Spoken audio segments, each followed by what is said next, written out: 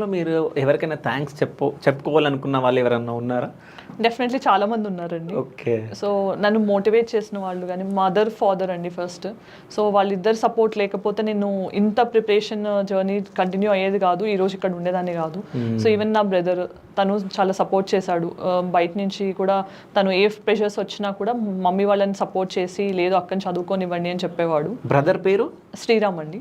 Okay. So తను బాగా support చేసేవాడు. అండ్ నా హస్బెండ్ కూడా తను కూడా ప్రిపరేషన్ జర్నీలో నేను లోగా ఫీల్ అయినప్పుడు కూడా he use to support me a lot. Okay. So ఇప్పుడు ఇన్లాస్ కానీ ఈ వర్క్ దాంట్లో వీళ్ళు కూడా నన్ను చాలా సపోర్ట్ చేస్తారు. ఓకే.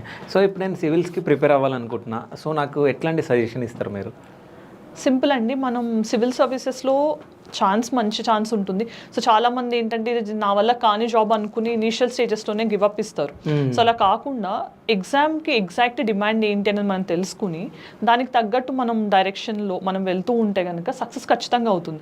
సో ఫస్ట్ థింగ్ అసలు సిలబస్ ఏంటి అది తెలుసుకోవాలి. దాంతోపాటు PYQs ప్రీవియస్ ఇయర్ పేపర్స్ ఉంటాయి. సో వాటిని యూస్ చేసుకుంటూ మీరు ఈ రెండు బెస్ట్ గైడ్స్ అని చెప్తాను UPSCలో. సో వీటి రెండింటిని యూస్ చేసుకుంటూ మనం లిమిటెడ్ నెంబర్ ఆఫ్ బుక్స్ని పెట్టుకుని కరెక్ట్ స్టాండర్డ్ సోర్సెస్ ఏవైతే ఉంటాయి వాటి నెంబర్ ఆఫ్ టైమ్స్ చదవడము, మన ప్రిపరేషన్ అసెస్ చేసుకోవాలనుకున్నప్పుడు టెస్ట్ సిరీస్ మీద రిలై అవ్వడము. సో ఇలా చేస్తూ ఉంటే కనుక 6 to 8 hours డైలీ పెట్టిన 1 year పాటు మీరు సిన్సియర్గా ప్రిపేర్ అయితే ఇలా మనం నెంబర్ ఆఫ్ రివిజన్స్ చేస్తే ఖచ్చితంగా సక్సెస్ అవుతుంది.